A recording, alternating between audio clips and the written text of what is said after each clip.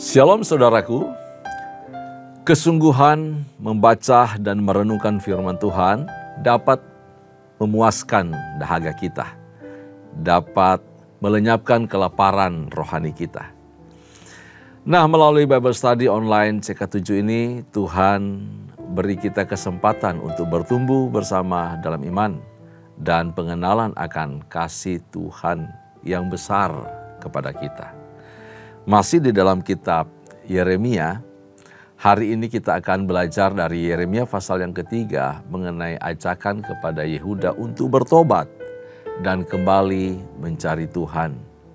Luar biasa kasih setia Tuhan kepada orang Yehuda, orang Israel, masih beri kesempatan, masih memanggil mereka untuk bertobat. Tuhan tidak pernah menyerah dengan umatnya, milik kepunyaannya, orang-orang yang dikasihinya, bangsa pilihannya. Kesempatan demi kesempatan, walaupun dengan teguran-teguran yang keras, bahkan melalui dengan ancaman juga diberikan, supaya bangsa ini bertobat dan kembali kepada Tuhan. Mari sebelum kita membaca dan belajar lebih lagi dari pasal yang ketiga ini, saja kita semua bersyukur kepada Tuhan. Sebab Dia baik, Dia beri kesempatan kepada kita untuk mendengarkan firman dan mengasihi Dia. Terima kasih Bapa. Kami mengucap syukur. Engkau masih menasihati kami. Engkau masih menegur kami. Engkau mau kami pulih kami. Engkau mau kami kembali.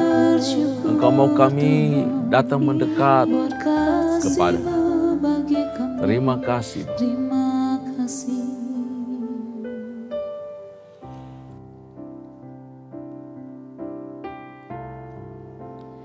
Hanya dekat kasih-Mu Bapa, jiwaku pun tentram. Engkau menerimaku dengan sepenuhnya. Walau dunia melihat rupa, namun Kau memandangku sampai kedalaman hatiku.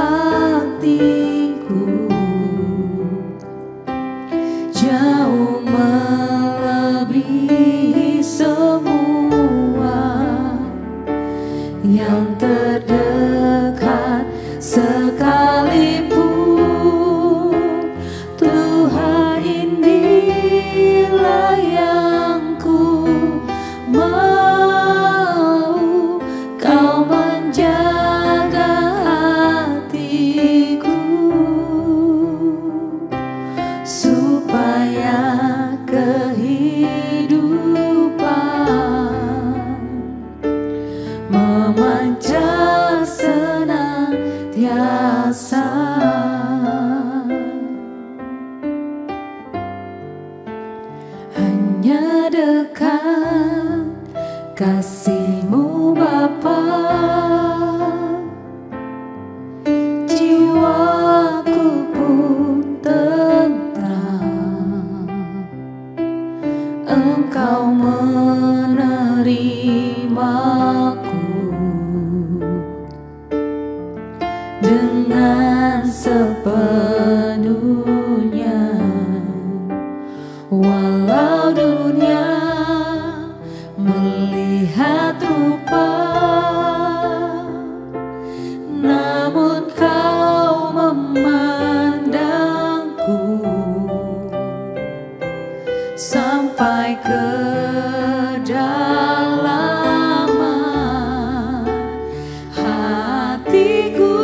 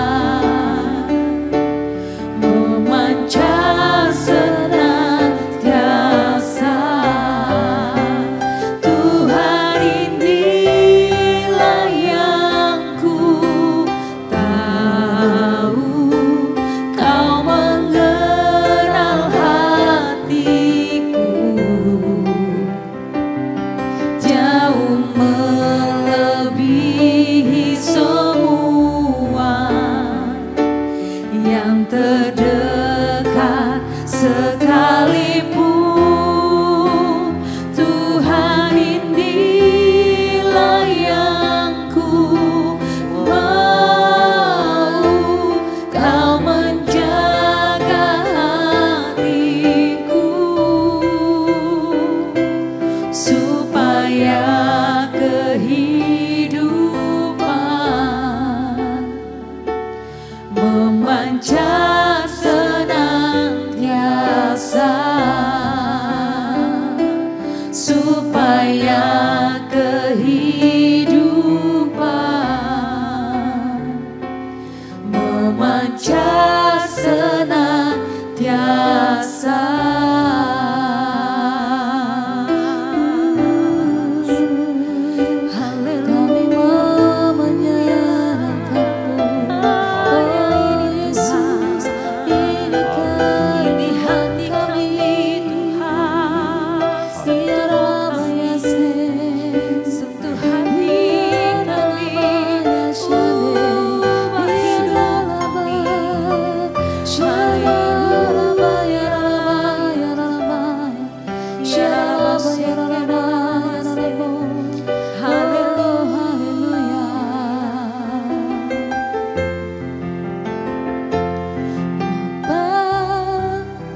Sentuh hatiku, ubah hidupku menjadi yang baru, bagai emas yang murni.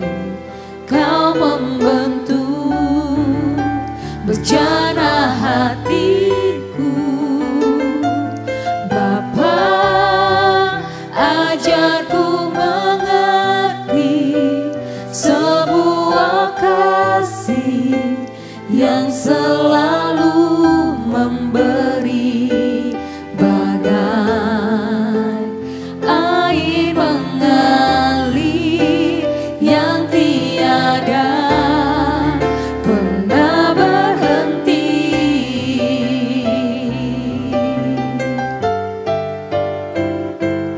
Bapa, sentuh hatiku, ubah hidupku menjadi yang baru, bagai emas yang murni. Kau membentuk bejana hatiku, Bapa, ajarku mengerti sebuah kasih yang selalu memberi, bagai air mengalir yang tiada pernah berhenti.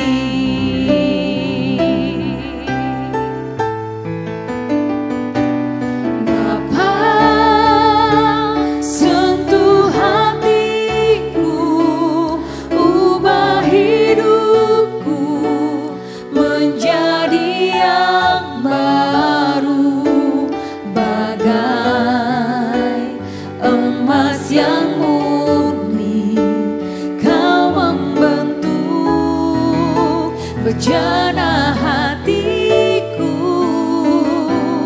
Bapa, ajarku mengerti sebuah kasih yang selalu memberi, bagai air mengalir yang tiada pernah berhenti, bagai air mengalir yang tiada pernah berhenti, bagai air mengalir yang tiada pernah berhenti. Demikian kasih-Mu, demikian cinta-Mu atas kami, mengalir bagaikan air yang tiada pernah berhenti. Kami mengucap syukur, kami punya Allah yang seperti Engkau, yang memberi kami kepuasan. Engkau menghilangkan rasa lapar kami, Engkau memuaskan dahaga kami dengan cinta-Mu, dengan kasih-Mu yang terus mengalir dari waktu ke waktu. Terima kasih ya Tuhan, terpuji-pujilah nama-Mu. Kami rindu membaca, merenungkan dan belajar dari firman-Mu. Pada hari ini Engkau mengurapi kami semua untuk kami bisa dengan hikmat-Mu menangkap, mengerti dan diberi kuasa untuk memampukan kami melakukan firman ini. Terpuji nama-Mu ya Tuhan, dalam nama Yesus urapan-Mu atas kami semua. Kami bersyukur, kami berdoa.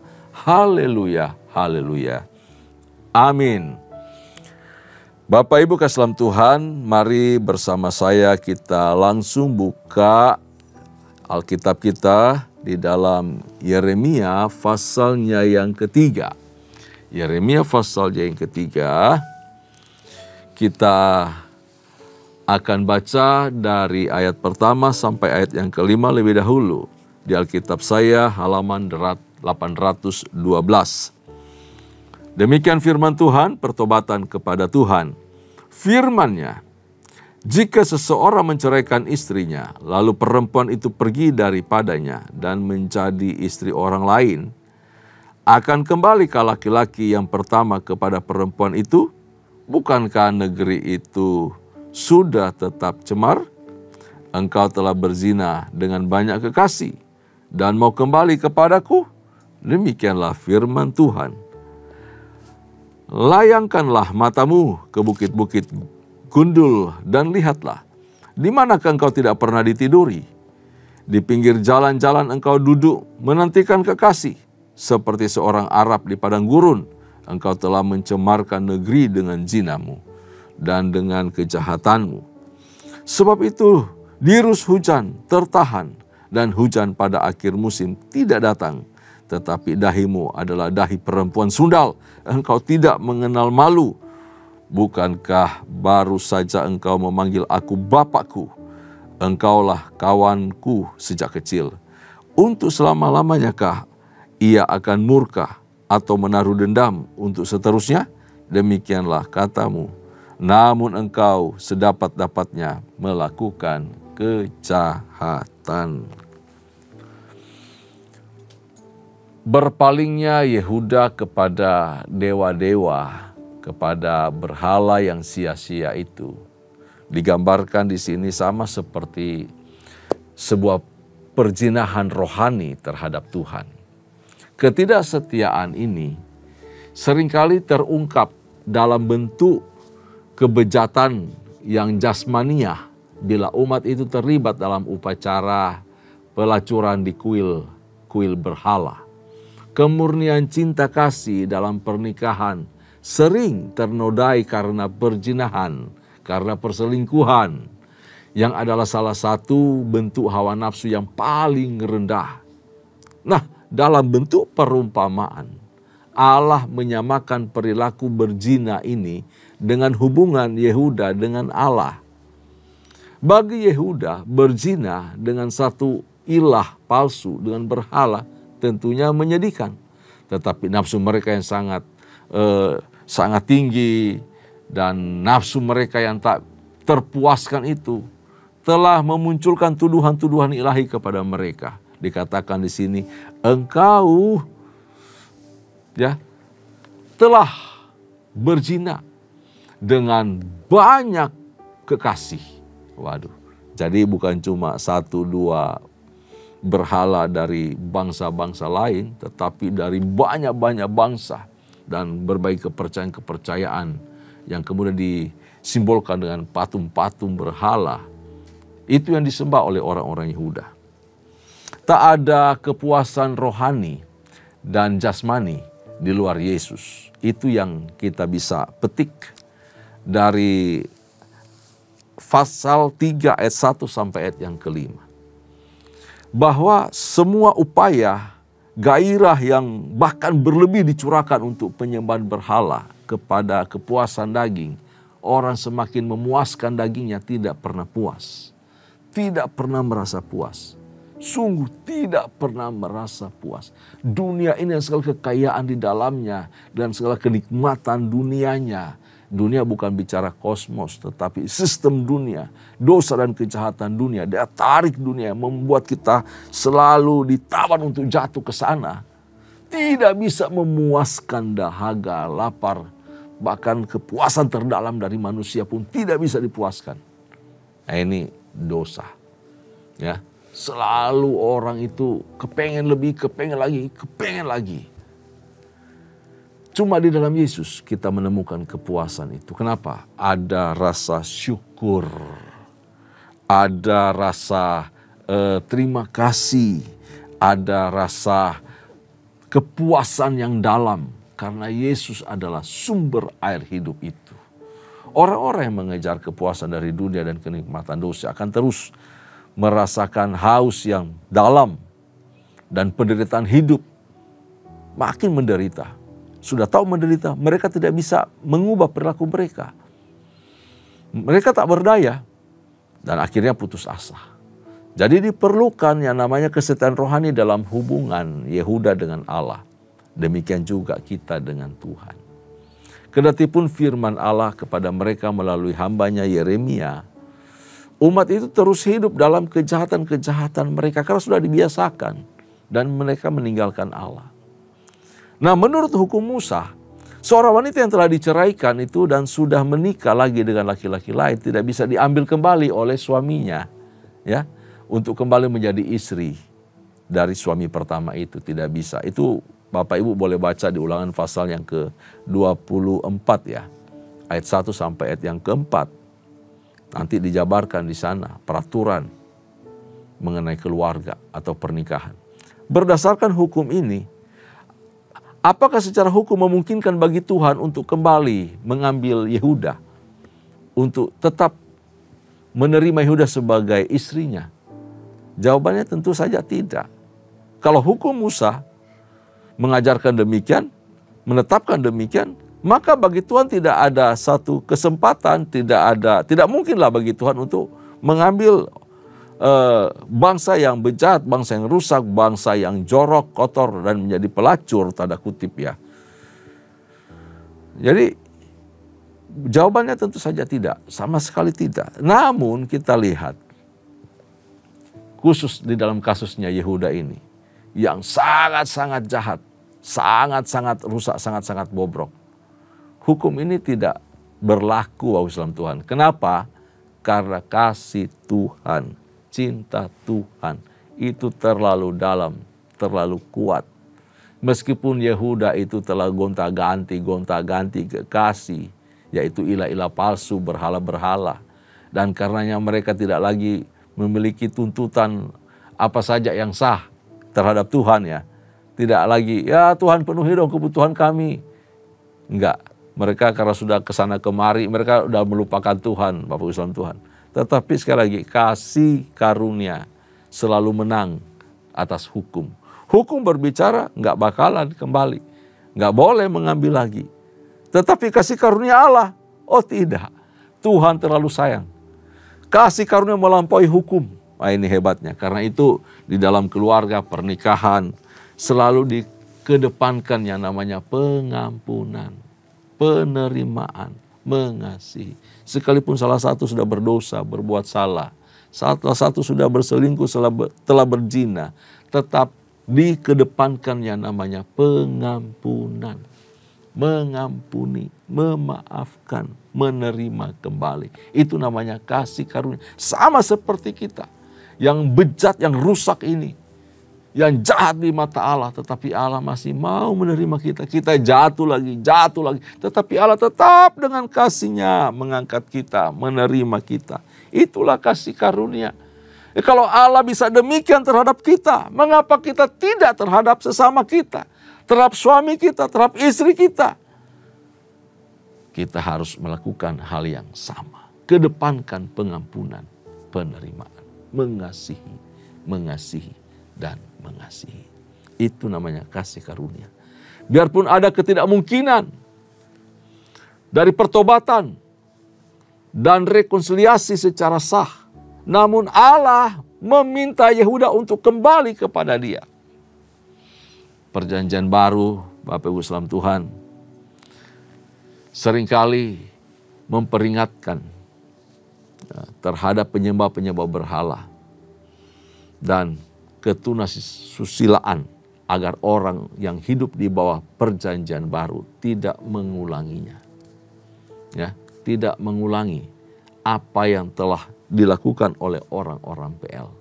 Di perjanjian baru, umat Allah berulang kali diingatkan, belajar dari kegagalan umat Allah di perjanjian lama.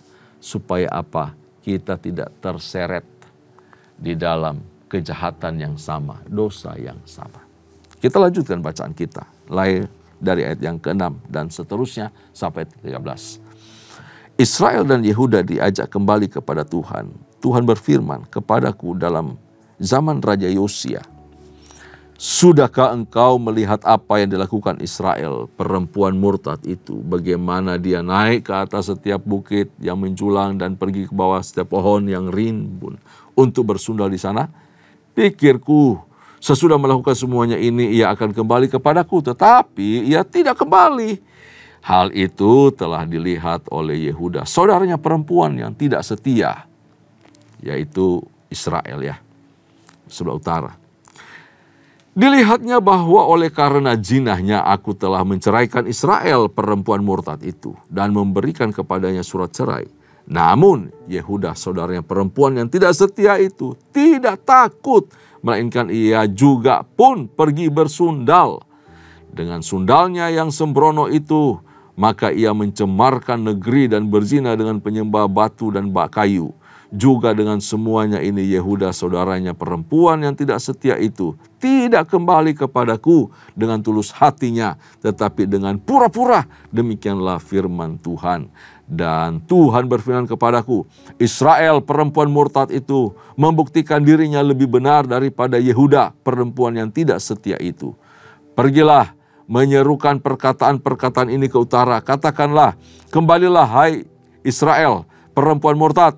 Demikianlah firman Tuhan, mukaku tidak akan muram terhadap kamu sebab aku ini murah hati. Demikianlah firman Tuhan, tidak akan murka untuk selama-lamanya. Hanya akuilah kesalahanmu bahwa engkau telah mendurhaka terhadap Tuhan Allahmu, telah melampiaskan cinta birahimu kepada orang-orang asing di bawah setiap pohon yang rimbun dan tidak mendengarkan suaraku. Demikianlah firman Tuhan.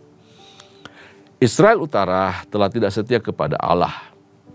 Akibatnya mereka ditawan ke Asyur tahun 722 sebelum Masehi. Yehuda sebagai saudaranya di sebelah selatan seharusnya menarik pelajaran dari pengalaman tragis yang dialami saudaranya sebelah utara. Tetapi tidak demikian. Malah Yehuda menyerahkan diri kepada perzinahan juga, dan lebih parah, lebih jahat daripada sebelah utara saudaranya yang Israel Utara itu. Mereka melakukan kejahatan rohani yang jauh lebih jahat. Kalau di utara tidak ada bait Allah dan mereka melakukan penyembahan berhala di pusat-pusat penyembahan berhala di batas-batas setiap wilayah daerah, di Betel, di Dan, di Samaria, dan bukit-bukit lainnya. Tetapi orang Yehuda melakukan lebih daripada orang utara. Bahkan bait Allah, tempat umat beribadah menyembah Tuhan, ditaruh di sana patung-patung berhala. Di lembah, di bawah pohon rimbun, lalu kemudian di bukit-bukit. Diberitahu, mereka lebih ganas, lebih jahat. Bapak Islam Tuhan, sempat terjadi reformasi di zaman Yosia. Lalu kemudian di masa itu, masa reformasi itu, Yosia yang masih belia, lalu kemudian berapa belas tahun, 13 tahun setelah dia memerintah, dia kemudian memugar bait Allah, mengeluarkan semua patung-patung itu, membuang, membakar, dan semua nabi-nabi palsunya dipecat dan bahkan dibunuh. Lalu Bapak Islam Tuhan, yang terjadi ketika bait Allah dipugar, direnovasi, ditemukan yang namanya Kitab Taurat Musa. Umat disuruh bertobat, berbalik. Karena itu ada pembaharuan perjanjian dengan Tuhan. Berhala semua dihancurkan. Lalu mereka mengadakan perayaan Paskah.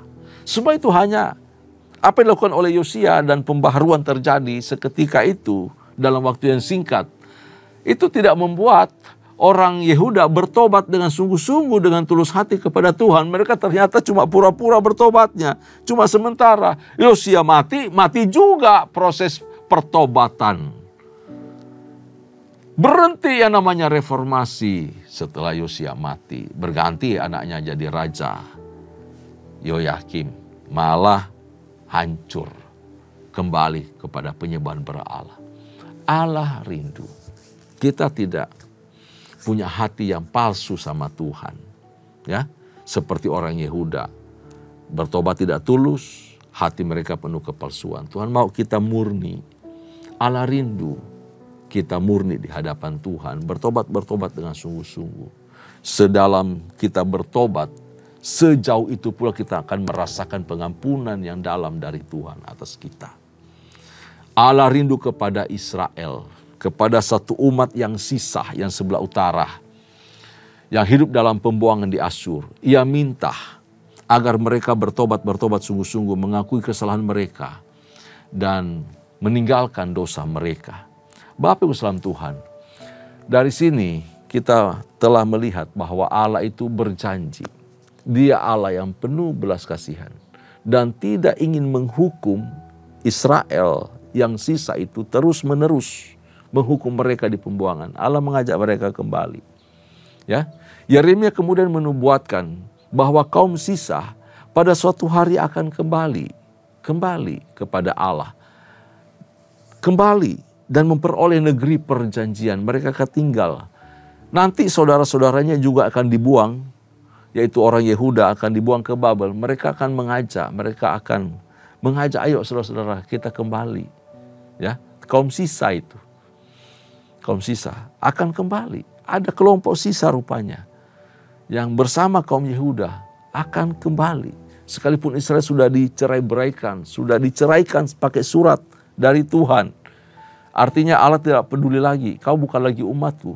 Tetapi kemurahan Tuhan luar biasa loh, masih mengajak kembali kaum-kaum sisa itu.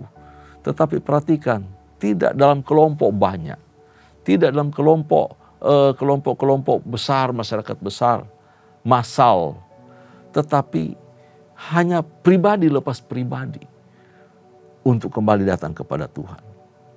Ayo kita lanjutkan pembacaan kita dari ayat 14 sampai seterusnya. Umat yang akan datang ke Sion. Kembalilah, hai anak-anak yang murtad. Demikianlah firman Tuhan, karena aku telah menjadi Tuhan atas kamu. Aku akan mengambil kamu seorang dari setiap kota dan 2 orang dari setiap keluarga, dan akan membawa kamu ke Sion. Aku akan mengangkat bagimu gembala-gembala yang sesuai dengan hatiku. Mereka akan menggembalakan kamu dengan pengetahuan dan pengertian. Apabila pada masa itu kamu bertambah banyak dan beranak cucu di negeri ini, demikianlah firman Tuhan, maka orang tidak lagi akan berbicara tentang tabut perjanjian Tuhan. Itu tidak lagi akan timbul dalam hati dan tidak lagi akan diingat orang. Orang tidak lagi akan mencarinya atau membuatnya kembali. Pada waktu itu Yerusalem akan disebut takhta Tuhan dan segala bangsa akan berkumpul ke sana demi nama Tuhan ke Yerusalem. Dan mereka tidak lagi akan bertingkah langkah menurut kedegilan hatinya yang jahat. Pada masa itu, kaum Yehuda akan pergi kepada kaum Israel dan mereka akan datang bersama-sama dari negeri utara ke negeri yang telah kubagikan kepada nenek moyangmu menjadi milik pusaka. Tadinya pikirku, sungguh aku mau menempatkan engkau di tengah-tengah anak-anakku dan memberikan kepadamu negeri yang indah milik pusaka yang paling permai dari bangsa-bangsa. Pikirku, engkau akan memanggil aku Bapakku dan tidak akan berbalik dari mengikut aku. Tetapi sesungguhnya seperti seorang istri tidak setia terhadap temannya, demikianlah kamu tidak setia terhadap aku, hai kaum Israel. Demikianlah firman Tuhan. Dengar, di atas bukit-bukit gundul kedengaran tangis memohon-mohon dari anak-anak Israel, sebab mereka telah memilih jalan yang sesat dan telah melupakan Tuhan Allah mereka. Kembalilah, hai anak-anak yang murtad, aku akan menyembuhkan engkau dari murtad-Mu. Inilah kami datang kepadamu, sebab Engkaulah Tuhan Allah kami. Sungguhnya bukit-bukit pengorbanan adalah tipu daya, yakni keramaian di atas bukit-bukit itu. Sesungguhnya hanya pada Tuhan Allah kita ada keselamatan Israel. Tetapi berhala yang memalukan itu menelan segala hasil jerih lelah nenek moyang kita dari masa muda kita, kambing domba mereka dan lembu-lembu mereka, anak-anak lelaki dan anak-anak perempuan mereka. Maka biarlah kita berbaring dengan perasaan malu, dan biarlah noda kita menyelimuti kita, sebab kita telah berdosa kepada Tuhan Allah kita, yakni kita dan nenek moyang kita dari masa muda kita sampai hari ini, dan kita tidak mendengarkan suara Tuhan Allah kita. Tuhan mau ada penyesalan seperti ini terjadi atas Israel. Dari ayat 14 sampai 25, bahwa Allah adalah Allah perjanjian yang setia.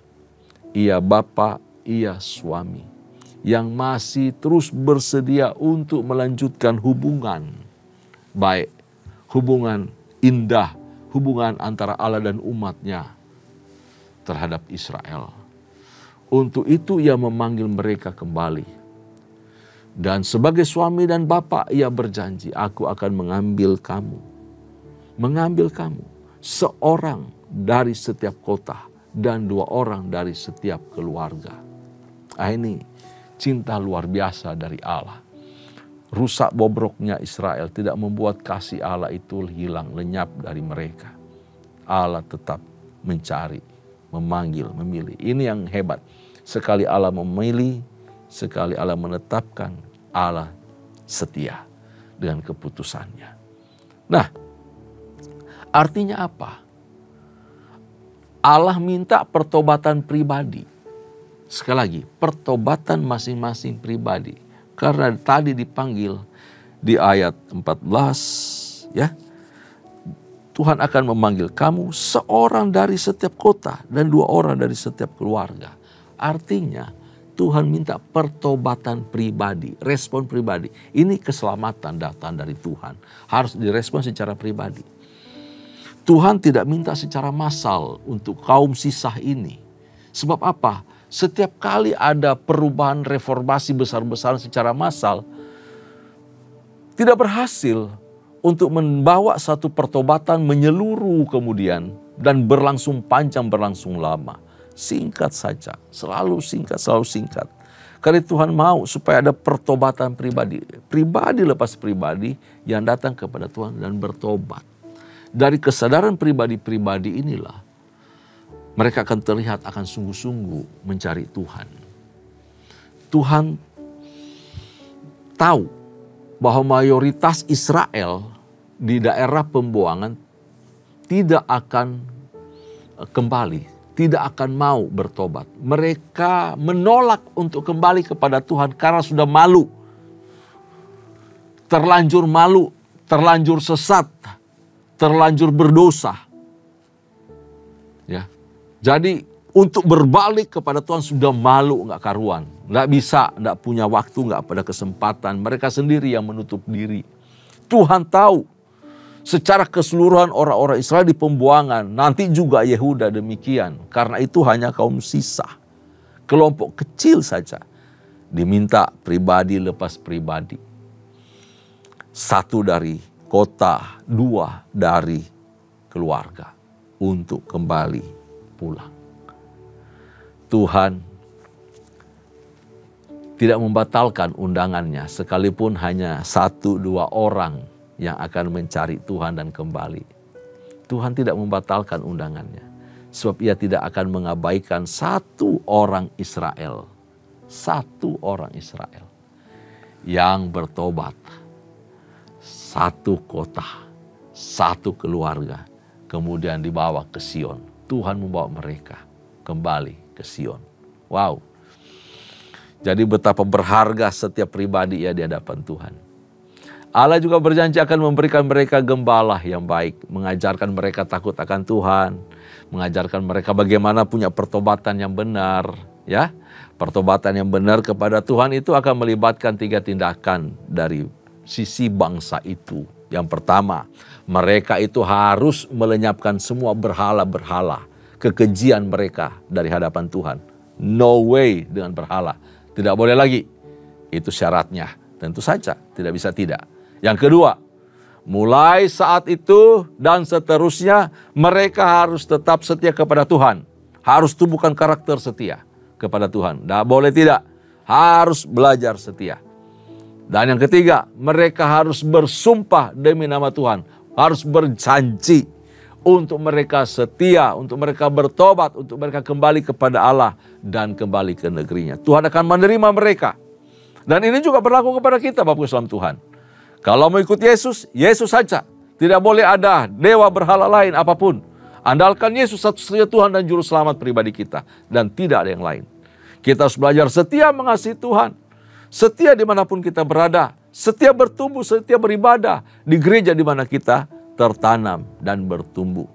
Setia melakukan kewajiban kita kepada Allah. Sebab Dia setia dan tak pernah hitung-hitungan dengan kita. Mereka yang setia kepada Tuhan, pasti Tuhan berkati. Mereka yang mengasihi Allah dengan sungguh-sungguh dengan tulus, pasti Tuhan sertai dan berkati. Tabut perjanjian disinggung. Tidak akan pernah menjadi fokus lagi, fokus utama dari bangsa itu. Tabut tidak akan diingat dalam hati setiap orang dan tidak akan dicari. Sebab Tuhan akan bertakhta di atas kota Yerusalem. Waktu mereka punya tabut, di atas tabut itu sebagai simbol kehadiran Allah. Tapi kali ini tidak ada tabut, namun Allah sendiri yang hadir di kota Yerusalem. Allah sendiri akan tinggal di setiap hati yang telah diubahkan. Tuhan mau bertakhta, mau berdiam di hati setiap orang yang percaya kepadanya dan mengasihi Dia. Bapak Islam Tuhan, sebagai umat perjanjian baru, hidup kita menjadi kediaman Tuhan. Firman di dalam hati kita. Roh Allah hidup di dalam diri kita. Diam di dalam hidup kita. Sehingga kita menjadi umat yang kudus. Kepunyaan Tuhan. Kenapa? Dia diam bertakhta di sini. Kita merasakan hadirnya Tuhan terus dari waktu ke waktu. Dan hidup kita persembahkan untuk hormat kemuliaan nama Tuhan. Amin. Tuhan Yesus memberkati kita. Tundukkan kepala, kita berdoa. Terima kasih Tuhan telah memanggil, Tuhan telah memilih dan menetapkan kami sebagai umat kepunyaan-Mu. Engkau berdiam di dalam hidup kami. Roh-Mu bekerja dan diam tetap untuk selama-lamanya di dalam kehidupan kami. Karena itu ajar kami setia. Ajar hidup kami kudus dan berkenan di hadapan Tuhan dari waktu ke waktu. Terpuji nama-Mu ya Tuhan. Dalam nama Yesus kami mengucap syukur. Kekasih-kekasih Tuhan, arahkan hatimu di hadapan Tuhan dan terimalah anugerah serta berkat yang melimpah dari Allah Bapa.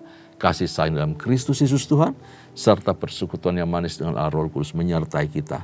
Mulai hari ini sampai parusia Tuhan datang pada kali yang kedua, bahkan sampai selama-lamanya. Setiap kita yang terima berkat, sama-sama katakan, amin. Tuhan Yesus memberkati kita. Shalom.